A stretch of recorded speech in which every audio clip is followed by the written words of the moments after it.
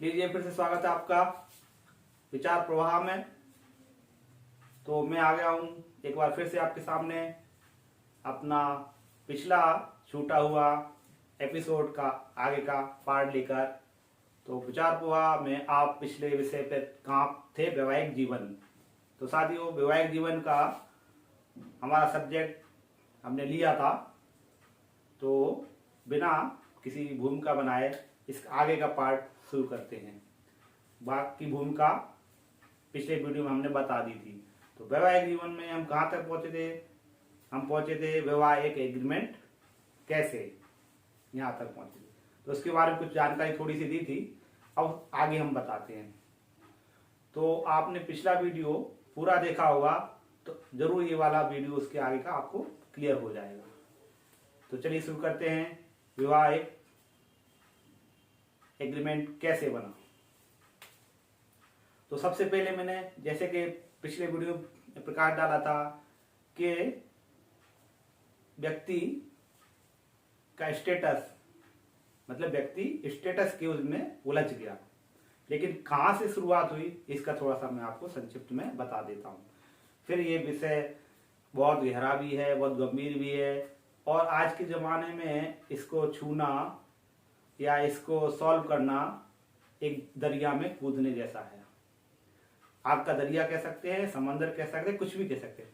अब इतना गहरा हो चुका है कि इससे उभर के आने के लिए बहुत बड़े पुरुषार्थ की जरूरत है। तो चलिए शुरू करते हैं।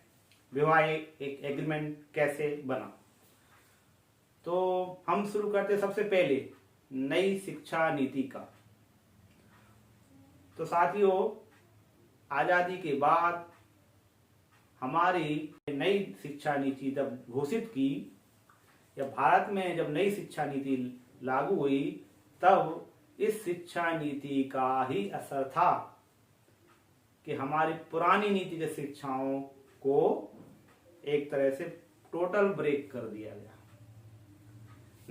नई शिक्षा नीति क्या थी जो आप पढ़ रहे हैं आजकल स्कूल कॉलेजों में, वो एक्चुअली में नई शिक्षा नीति है। इससे पहले नई शिक्षा नीति क्या थी ये शायद बहुत लोगों को ज्यादा मालूम नहीं। मेरी पुरानी शिक्षा नीति के बारे में ज्यादा कुछ नहीं बताऊंगा क्योंकि ये विषय अलग है, फिर कभी अलग उसमें चर्चा करेंगे। तो आज मैं सिर्फ बताने जा रहा हूं कि हमारी शुरुआत कहाँ से हुई। विवाह से जुड़े यही मैटर है। इससे बहुत सारी चीजें भी निकल के आती है, लेकिन विवाह पर अपन बात करेंगे। तो जब आधुनिक शिक्षा, नई शिक्षा नीति शुरू हुई, इसका प्रचार प्रसार हुआ व्यापक रूप में, तब ये ढिंढोरा पिटवा दिया गया। या कहने का मतलब ये है, भारत इतने सालों से जो गुलाम था, तब इस शिक्षा नीति को प्रचार प्रसार में एक ही लाइन, एक ही मोटो लेके हमारे, चाहे वो राजतंत्र हो, चाहे सामाजिक तंत्र हो, या विदेशों का कुछ ऐसा मिला जुला, हमारे अंग्रेजों का मिला जुला मानसिकता थी कि उनको ऐसा प्रचार प्रसार कर दिया गया कि भारत अशिक्षित है टोटल। भारत में शिक्षा व्यवस्था कुछ नहीं है, भारत जीरो है। इस शिक्षा नीति का प्रचार प्रसार इस तरह से किया गया कि हमारे युवा, चाहे बच्चे, चाहे बुद्धिजीवी, सब कुछ वाकई में ये मानने लगे कि भारत अशिक्षित है। और भारत में इस शिक्षा नीति को मैकाले की, जिसको शिक्षा नीति बोले, उसको जोर शोर से प्रचारित करवा दिया गया। अब जब लोगों के दिमाग में ये चीज घुसी कि यार वाकई में हम अशिक्षित हैं, तो अपने आप में एक हीन भावना पैदा हुई। लोगों को हीन भावना आई, अरे हम इतने सालों से अशिक्षित थे, अनपढ़ थे, गंवार थे। आप नोट करने वाली बात, जब भारत में ये ढिंडोरा पिटा कि भारत का नागरिक, युवा अशिक्षित है, अनपढ़ है, किसी काम का नहीं, नोट करने वाली बात, जब ये ढिंडोरा पिटा तो राजनीतिज्ञों ने, या जो भी उस समय की व्यवस्था रही, उन्होंने जगह जगह ये स्कूल खुलवाना शुरू कर दिए। अब मैं इसको संक्षिप्त में ले लूंगा, ज्यादा डिटेल नहीं जाऊंगा। तो नई शिक्षा नीति ने जब प्रचार प्रसार किया तो इसकी बदौलत क्या हुआ, अपनी जो पुरानी शिक्षा नीति थी, या कह सकते हैं जो संस्कार पद्धति वाली नीति थी, वो पीछे छूट गई, विलुप्त हो गई। या उसको हम सोचने लगे कि अरे वो तो हमने अर्जित की थी, वो तो कुछ किसी काम की नहीं थी, वो तो बेकार थी। ये शिक्षा नीति आई है, ये सब कुछ है। कैसे है सब कुछ? फिर उस एक और नया प्रोपेगेंडा हुआ कि ये शिक्षा नीति पढ़ो, आपको नौकरी मिलेगी, पैसा मिलेगा, आपका धंधा पानी बढ़ेगा, आप बहुत तरक्की करोगे। बस ये दिमाग फीड कर दिए लोग। मैं इस शिक्षा नीति की बुराई नहीं कर रहा हूं, मैं सिर्फ इतना बता रहा हूं कि हमारी शिक्षा नीति को जब लागू किया गया तो हमारी जो पुरानी संस्कारों व पद्धति वाली शिक्षा नीति थी उसको किसी कोने में दबा दिया गया या दबा दिया गया। एक षड्यंत्र भी कह सकते इसको, या जो भी समय की विडंबना। तो साथियों, जब शिक्षा नीति का प्रचार प्रसार हुआ, उसके बाद फिर औद्योगिकरण हुआ, फिर शहरीकरण में तेजी आई, गांवों से लोग पलायन होकर शहरों में आने लगे, और सब पढ़ लिख के अपडेट बनना चाहते, सब पढ़ लिख के हाई फाई बनना चाहते, सबको इच्छा है कि हम पढ़ें पढ़ें, हम अनपढ़ हैं पढ़ें। ऐसे करते करते बस इस नीति को सब कुछ मान लिया, और जो संस्कार पे आधारित शिक्षा पद्धति उसको खत्म, भूल गए कि हम कुछ पहले पढ़े लिखे थे, हमारे भी कुछ वैल्यूज थी, मतलब वो टोटल खत्म हो गई। बस दिमाग में एक ही घुस गई, पढ़ना है, बढ़ना है, नौकरी करना है, पैसा कमाना है, कामयाब बनना है। तो साथियों, बस इस टिप्पणी को मैं ही खत्म करता हूँ नई शिक्षा नीति की। ये चीज दिमाग में घुस गई कि इसको पढ़ोगे आप कामयाब बनोगे, कामयाब का टैग ये हो गया। ठीक है, अब इसके आगे बढ़ते। जब शहरीकरण हुआ, औद्योगिकरण हुआ, गांव से पलायन आया, लोगों को नौकरी मिलने लगी, पैसा दिखने लगा, विदेशी चकाचौंध से भरा हुआ वातावरण था, वो पढ़े लिखे लोगों को पहले मिलने लगा, suit boot tie coat pant ये सब। जैसे मैं भी कोट पे रहा हूँ, मैं भी उसी का हिस्सा हूँ, लेकिन मैं बता इसलिए रहा हूँ क्योंकि इससे अलग जो चीज थी वो हम पीछे छोड़ा है।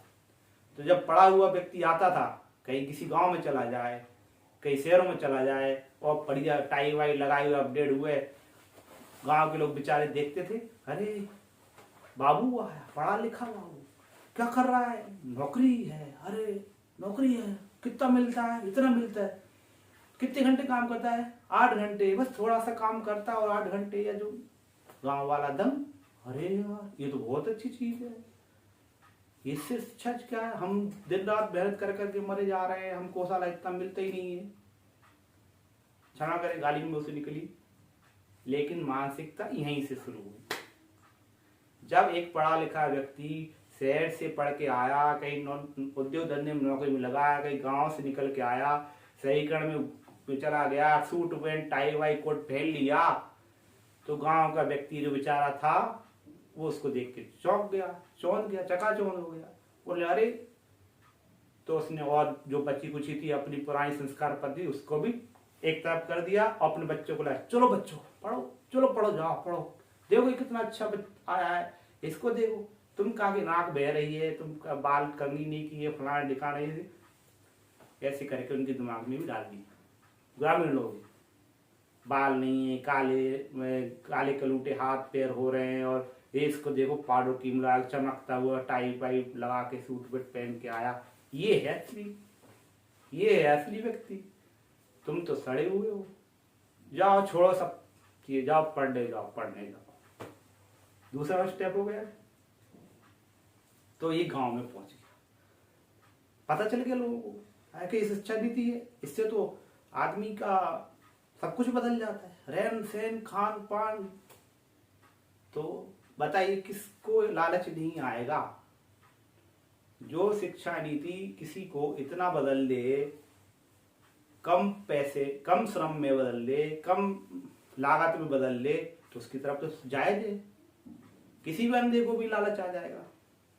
किसी अंधे को भी बोल दिया जाए कि चलो फलानी जगह सोना बरस रहा है, तो अंधा भले सोने को देख नहीं पाएगा, लेकिन लालच में तो दौड़ेगा, वो ऐसे ऐसे करके हाथ फैलाएगा तो ना, तो वो अंधापन छा गया। लोगों ने शिक्षा नीति को सब कुछ मान लिया, और बस पढ़ो, नौकरी करो, पैसे कमाओ, और ये अपना नीति संस्कार वाली जो थी वो सब पीछे छूट गई। अब मैं इसको भी नहीं खत्म करके अब आगे बढ़ता हूँ। जब नौकरी के लालच में आदमी पड़ा तो अपने परंपरागत वो भी छोड़ दिए, धंधे पानी, उनमें भी लोगों की रुचि खत्म हो गई। वही कारण कि पढ़ लिख के अच्छा आदमी कहाँ में बन सकता है, इतना पैसा कमा सकता है, तो ये कौन मेहनत कौन करे, इसमें कौन जान खपाए, वो सब भी उसी मानसिकता में चले गए। इसके बाद अगला स्टेप आया कि जब वो पढ़ लिख के व्यक्ति मिल गया तब यहीं से अब शुरू सोचना। उस समय महिला शिक्षा इतनी नहीं थी, पुरुष कोई पढ़ लिख के गाँव गया, छोटे कस्बे में गया तो गांव वालों की नजरें ललचाने लगती थी कि ये बच्ची तो बहुत पढ़ा लिखा है, इसके साथ हमारी बेटी इसकी शादी कर दो तो बेटी राज करेगी, खुश रहेगी, ऐसो आराम मिलेगा। बस हो गया शुरू किसकी, विवाह एक एग्रीमेंट का फर्स्ट स्टेप। आप क्लियर हो गया होगा। इसमें दोष किसी का नहीं है, ना शिक्षा नीति का है, ना शिक्षा पद्धति का है, ना नौकरी का है, ना पैसे का है। सिर्फ लालच अंदर घुस गया है इंसान के कि हम सिर्फ पढ़ लिख के संस्कारों की, व्यवहार की, विचारों की और भावनाओं की वैल्यू जीरो करके भी हम कमा सकते हैं, आगे बढ़ सकते हैं, शानों से रह सकते हैं। और इन गम धतूरों में क्या रखा है जो हम आज तक करते आ रहे थे, इस पे कुछ नहीं रखा, इस पे भूखे मरेंगे, कुछ नहीं हो पाएगा, बढ़ गए आगे। और नतीजा आज सबके सामने है कि हम विवाह को भी संस्कार, इतना इम्पोर्टेंट संस्कार है, उसको भी इसी स्टेटस में तोलने लगे हैं। मूल्यों को पीछे छोड़ दिया है, गुण कर्म स्वभाव को पीछे छोड़ दिया है। व्यक्ति या तो पैसा नौकरी देखता, धंधा देखता या रूप देखता। तो जो मेन बेसिक चीज थी संस्कार, संस्कारों की नीति, जिसमें गुण, व्यक्ति का कर्म और स्वभाव ये चलता था। इसके आधार पर जब आदमी अपने रिश्तेदारों में, अपने जान पहचान वालों में बच्ची ढूंढता था, वर ढूंढता था, तो पहले ये देखता था क्या, बच्चे का गुण, बच्ची का गुण, कर्म, स्वभाव और उसका आस पड़ोस जानकारी पता करता रहता था, कैसी है, बच्चा कैसा है। बगैर कंफर्म किए वो शादी नहीं करता था, विवाह नहीं करता था। लेकिन ये नया स्टेटस आने से वो सब जांच पड़ताल करना छोड़ दिया। बस एक ही चीज देखी, पढ़ा लिखा है, अप टू डेट है, टाई कोट पैंट वाला है, बढ़िया कमाता है और मेहनत भी नहीं करनी पड़ती साहब।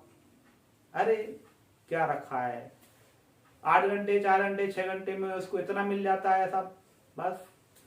तो काहे के लिए कुदाल उठाएगा, काहे के लिए हल चलाएगा, काहे के लिए बोझा रखेगा, काहे के लिए पसीना बहाएगा सर, दैट्स ऑल।